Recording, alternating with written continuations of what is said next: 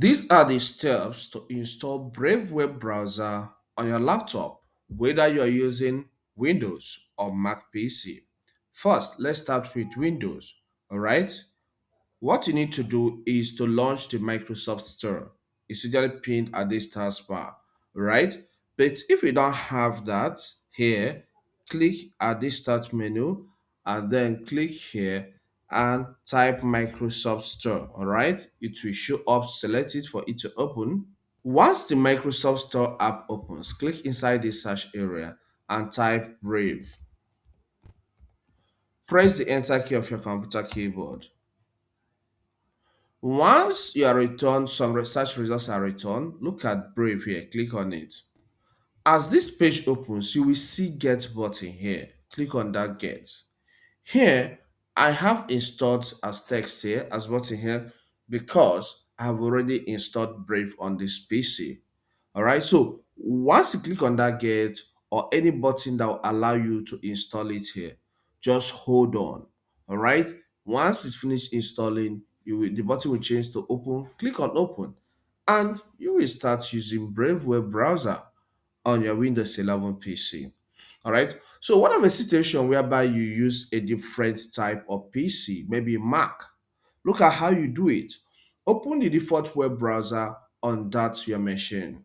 All right. In the search engine, which can be Google, Bing, or any other type of search engine, click there and type Brave. After typing, press the enter or return key of your computer keyboard.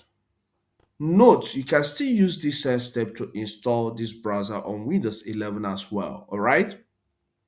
Then click on download. You'll be taken to a page that looks like this, okay? So you will see a button telling you to install on Mac. Click on that button, all right? You can see here it detects that this is Microsoft operating system, which is Windows 11. And that's why it's telling me download from Microsoft Store, which I have already taught you.